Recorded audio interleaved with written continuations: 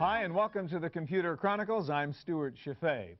There's really only one mega celebrity in the computer industry, and that is Bill Gates. He's one of the best-known people in the world. He's one of the wealthiest people in the world, and he knows a lot about software in the computer business. He's also a bit of an enigma. It's hard to get a handle on what kind of guy he is. He seems a geek in some ways, a ferocious competitor in other ways. We recently had the unique opportunity to tape an exclusive interview with Gates. He was unusually relaxed and provided more insight than usual into how he thinks. Obviously, one thing Gates has been thinking about a lot these days is the Justice Department's antitrust suit against Microsoft. What is ironic about the charges of invincible monopoly against Microsoft is that Bill Gates seems to really believe that his company, far from being immune from competition, is very vulnerable to it. Beyond believing in software, if there's a second fundamental part of the Microsoft culture, it's to say to ourselves, is this the day that we're being eclipsed? I mean, you know, we lived through IBM being eclipsed. We lived through Wang being eclipsed. I grew up using digital computers. I worshiped digital. I thought, oh wow, someday I'm going to meet Ken Olsen. But by the time I met him, he wasn't really Ken Olsen anymore. We are in the customer feedback loop. We're seeing our shortcomings all the time. You know, the support call that takes 2 hours, the opaqueness of our interface. We are very good at giving ourselves a hard time about, you know, the things that we're going to have to fix to be able to stay around and play a role.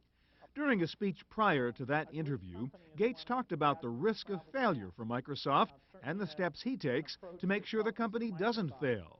You know, about a decade ago, people would always send me mail saying, we won a certain account. And I'd think, well, okay, they sent me one piece of mail, so we won one account. Did we lose every other account? Because they never sent me mail about the accounts we were losing. So I laid down a rule that you have to send bad news in equal measure with good news. You just can't send me only good news. You also have to tell me what things we may have to change. Because bad news is 100 times more actionable than good news. You don't cancel appointments or change priorities based on good news. And certainly in the world of technology, take every technology company that failed. Their sins, their big mistakes, were all made in the years of their greatest profitability. And so we have to magnify every little thing that happens and try and see, is that a trend? Is there something we can learn from it? Do we need to change direction to being more on top of things? But Gates' big problem right now is not the competition, it is the government. John Gage of Sun Microsystems is one of Gates' biggest critics, and he supports the DOJ action. Microsoft is the cash register. Microsoft can be the airline reservation terminal. Microsoft can be the place you buy and sell automobiles. Microsoft can threaten every insurance company. Microsoft's at this monopoly position far more pervasive than Standard Oil ever was, because the entire economy now depends upon these things working. That's the reason that the suit by the United States government is so important about business behavior, nothing to do with technology or innovation. David Kirkpatrick of Fortune magazine says there is a growing body of evidence against Microsoft. There is an increasing body of opinion, and government says evidence, that they have actually broken the law in the way they compete, and that they have used illegally heavy-handed tactics in, you know, forcing people to exit from businesses that inconvenience them, and using their dominance to pressure companies to withdraw products or to slow down development or change development.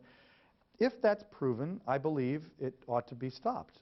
While the immediate threat to Microsoft is the antitrust action, there is a growing sense that Microsoft and Gates really are at risk, not because of the government, but because of changes in computer technology.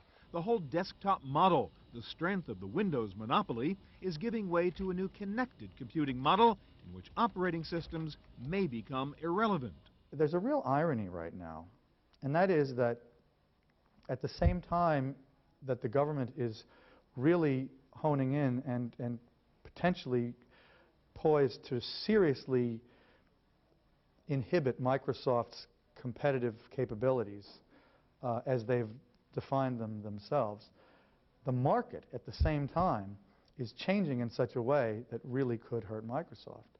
The risks to Microsoft of the developing movement towards thin client computing and technology that will not be Windows-based, that will be disseminated far more ubiquitously in our lives.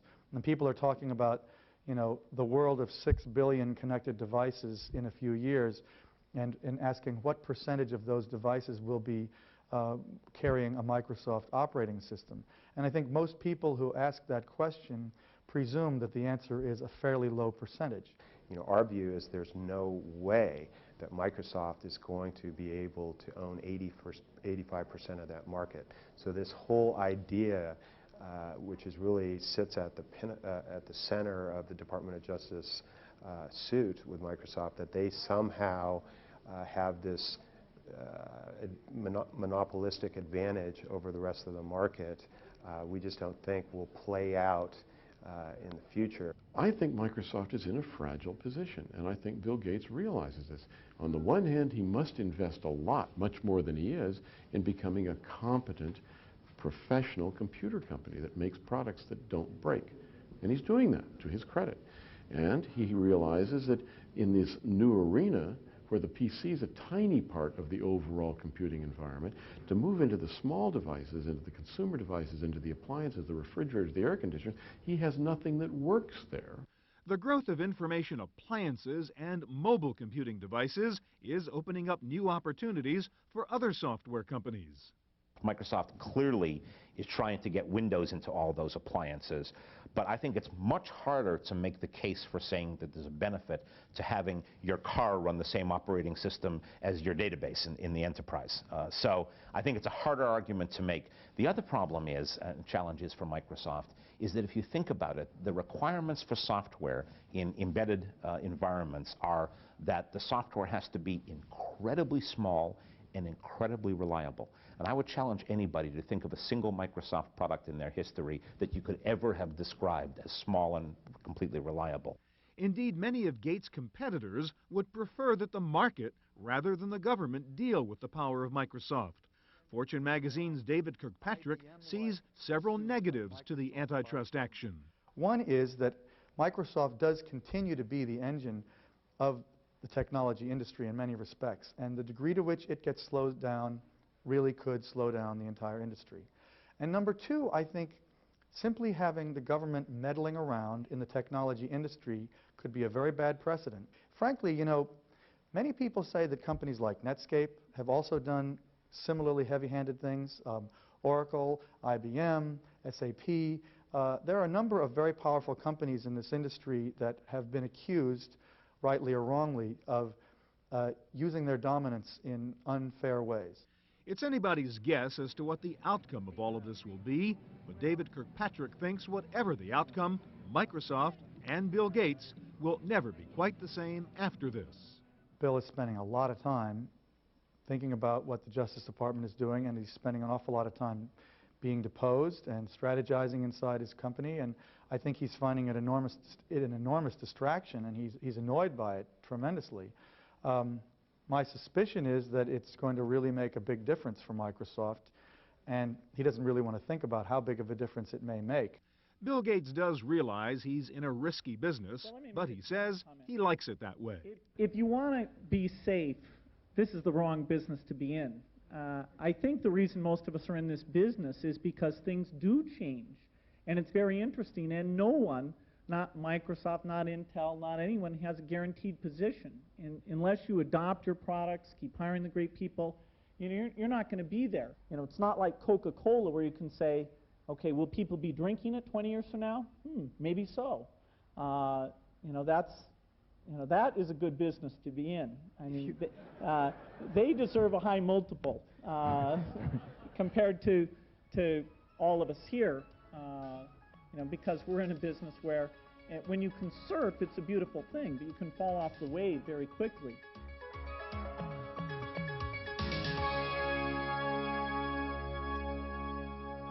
As you might have guessed from what we just saw, there is a real battle underway between Microsoft and Sun Microsystems, between Windows NT and Java. At stake in the battle between Microsoft and Sun is the immense market for enterprise software. This is a market which has very high-level requirements for processing power and database capacity. Bill Gates has gone to great lengths to assure the enterprise computing world that Microsoft can deliver both. The biggest database server on the internet today is one that we put up to show that we could do 1 million times 1 million characters of storage. In the world, there are less than 20 databases of that size. In fact, we couldn't even think, where are we going to get a database of that size? And it's dramatically more than all the text on the internet. It's dramatically more than every stock transaction that's ever taken place on every stock exchange in the history of the globe. It's actually about 20 times that much. Moving up on symmetric multiprocessing to use more processors per system. We'll go from the 4, 8, or 16 you see today and using non-uniform memory addressing architecture, NUMA approaches, go up to at least 128 processors per system. And then, of course, we'll cluster those systems together, which is not only a scalability technique, but a reliability technique to create very, very large systems that will be able to deal with literally tens of billions of transactions. And today, there's no company that needs more than about 200 million transactions a day. So we'll be able to be a couple of orders of magnitude ahead of current day requirements. The vehicle for delivering this new power is Windows NT 5.0, now renamed Windows 2000, the much-awaited upgrade to the current version of Windows NT. But it has had its problems and its bugs and its delays. If I can ship NT 5 1 month sooner, I'll pay an extra 100 million. I mean, that's worth a lot to me. That extraordinary comment by Bill Gates set off a flurry of discussion about why 1 month of the new Windows NT was worth $100 million to Gates. The reason NT is such an important product for Microsoft, in my opinion, is that they really are threatened at the end client level, at the user device level, and that the world really could move away from their model. This is a company that was started with the vision of a computer on every desk and in every home running Microsoft software. And they've gotten pretty close to that. But if Palm Pilot is the device of the future, and little portable smart cell phones are the devices of the future that will not necessarily be running Windows, their future profits may come more from server products, products that are at the core of the network computing architecture as opposed to at the periphery of the computing architecture. And if that's true, then NT is the product that is their future. There is a fundamental disagreement on what the model should be for large enterprise software. The view at Sun is that proprietary platforms like Windows and immense programs like Windows NT are outdated. At the bottom, NT is just like Unix. Operating system, state-of-the-art, 1985. That's when threads were first introduced, little tiny ways of doing things that were very lightweight. That's at the core of NT. It's the core of Unix now. But this is now almost the year 2000. These are operating system ideas of 25 years ago. To change the world to a world of distributed computing has been announced by Microsoft. The Vice President of Research of Microsoft, Rick Rashid, announced the death of NT. Web pages at www.research.microsoft.com. Millennium Project. We'll build a world where the operating systems of today vanish, where you don't think about a file name on a particular machine. That's completely antiquated and archaic.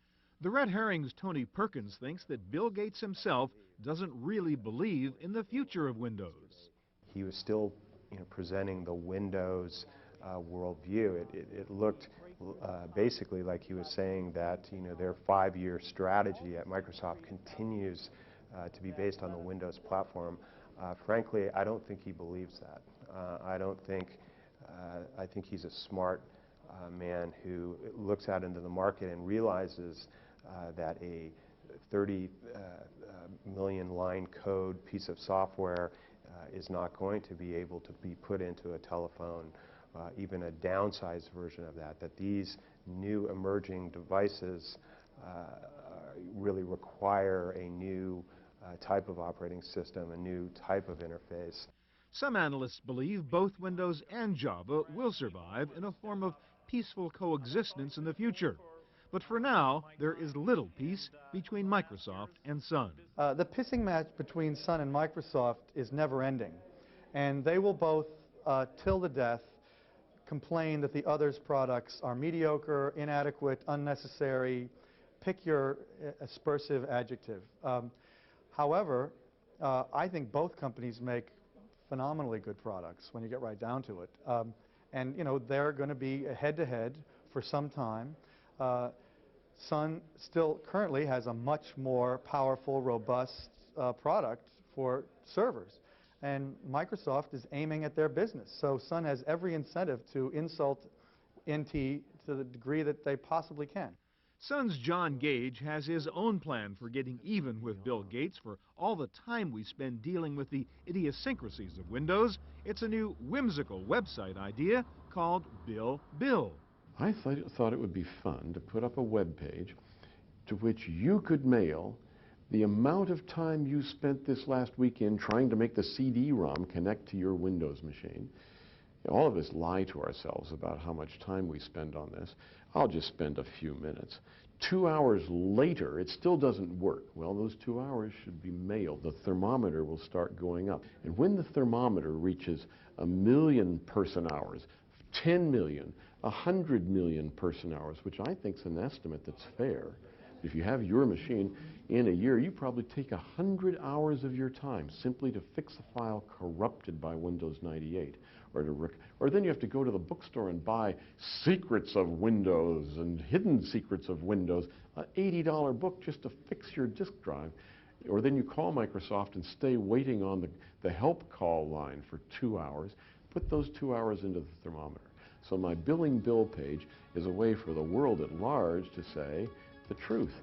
You're wasting our time.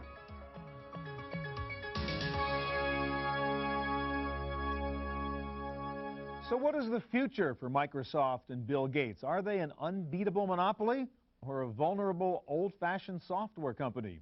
Bill Gates thinks that Microsoft has just begun to tackle the problems of making great software. Computers today, you will look back on these things as pretty bad. They don't see, they don't listen, they don't speak, they don't learn. They are cryptic.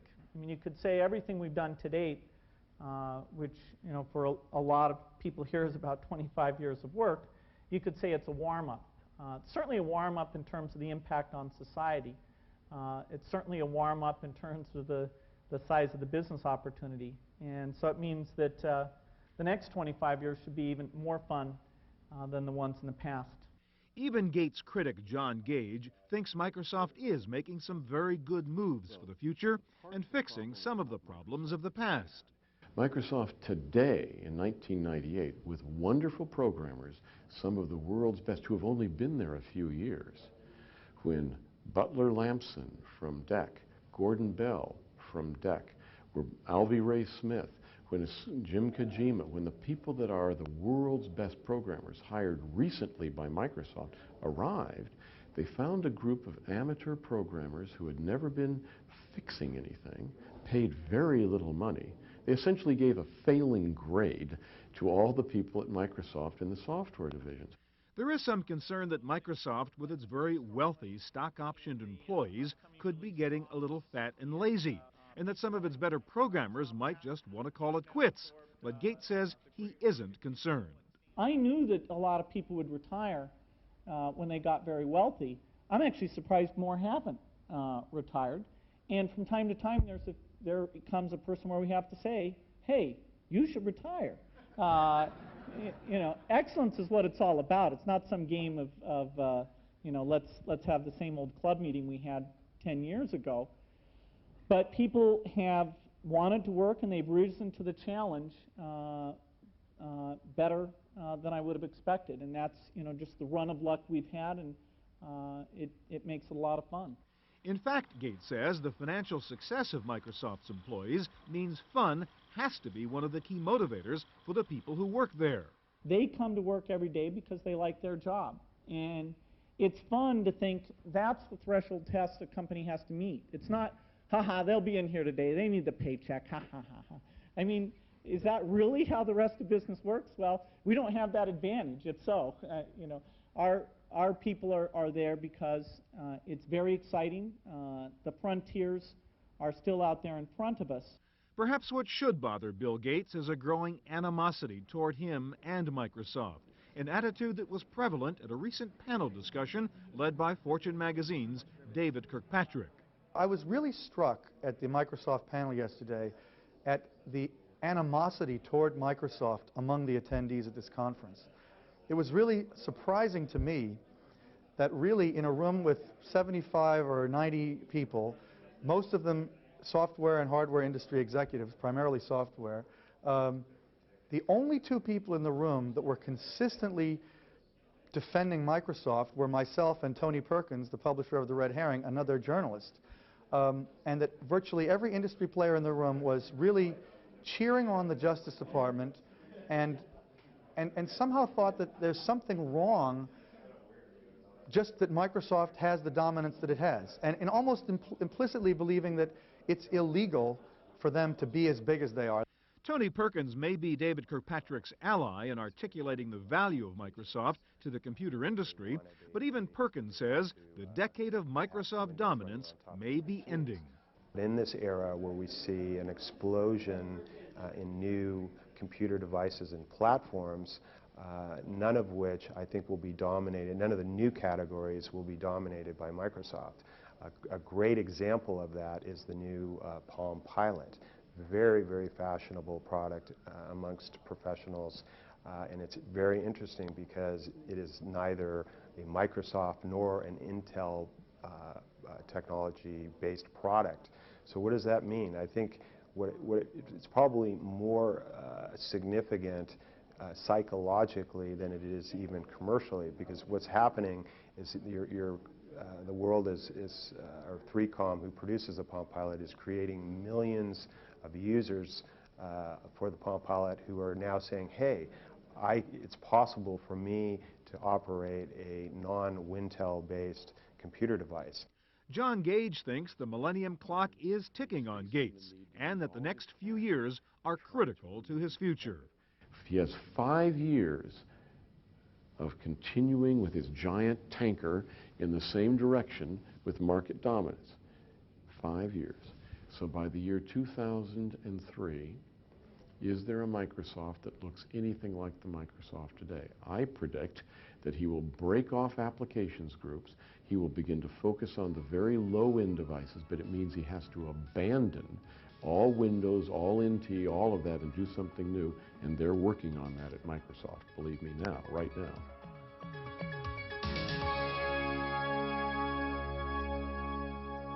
Well, we've looked at the complex world of Microsoft and the challenges Bill Gates faces in the next decade, but will Bill Gates be there to tackle those challenges? What does he see in his future? An even bigger Microsoft? More money? At any point in Microsoft's history, I saw a path that if things went well and we did a great job, to double the size of the company. And if anybody had said to me, but can you make the company 4 times the size, I would say, no, I don't think so. When we were 100 million, I would have said, I don't think we can get to 400 million. Or 400 million, I don't think we can get to 1.6 billion. And, you know, the higher you get, the further down there is to fall. It's pretty far at this point. And I have to say, I feel exactly the same way I've always felt. If things went extremely well, I can see how we get to double the size we are today. But I don't see any way, from where I'm sitting right now, since I'd actually have to do it, to get to 4 times our current size. And that doesn't bother me at all. I mean, you know, making a few billion here, a few billion there, it's okay. Alex View says we are seeing a new Bill Gates, a calmer, more mature Gates. Gates has reached a point of his life where success is not anymore an issue, where recognition is not anymore a theme, because he's as popular as a president of a big nation, even as popular today around the world, and as respected as the President of the United States. The economic power of his firm and the economic power of his personality, because he owns so much of Microsoft, supersedes everything else. And because of that, Gates has reached a point, the shores of calm and serenity. It's very interesting to see him now relaxed, because he knows that Bill Gates has eventually matured. But John Gage doesn't quite agree. He says Gates still acts occasionally like an adolescent. And it is that part of Gates' personality that drove Sun to sue Microsoft over their use of Java. So how do you change the behavior of a spoiled child? You either spank the child or you give the child candy. Well, so which direction were we going to take with Microsoft? We try both all the time. That's why we seem to be so strange in our dealing with Microsoft. Scott McNealy will attack Microsoft because that's the only way it seems to get their attention. And then with engineering, we work very closely with Microsoft. They have wonderful engineers to work together to improve the technical capability of these systems. So we said, look, this time we're going to spank you.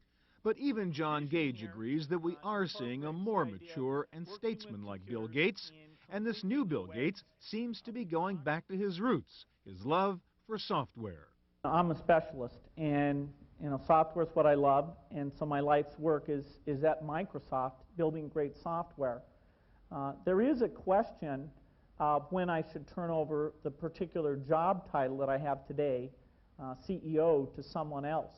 I can't imagine somebody who's 60 years old running Microsoft. I think it shouldn't be done. I can imagine a 60-year-old sitting around, helping out, maybe going back and writing a little code, being a nice guy.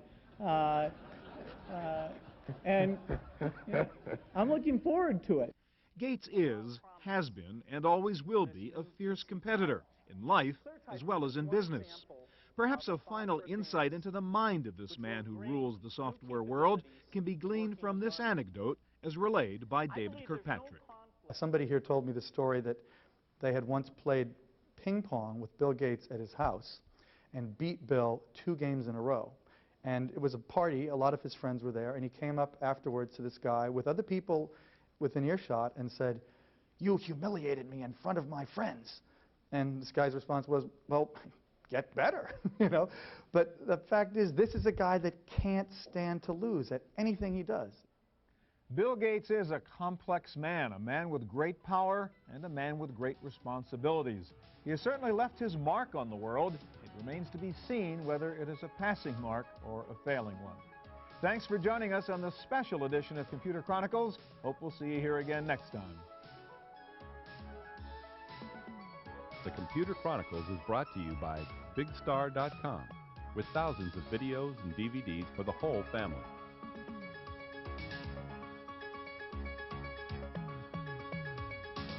To purchase a videotape copy of today's program, call toll-free 1-888-310-7850.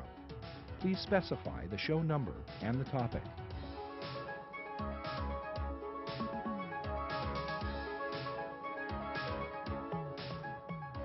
Next week on the Computer Chronicles, the best of Comdex. You'll see the new WebPad, a wireless appliance for surfing the web. Forget learning a foreign language. This new software can speak for you. This is the C Pen. It'll take notes for you and dump them into your PC. And consumer convergence has arrived with added Cinema for Windows. Coming up next week on the Computer Chronicles.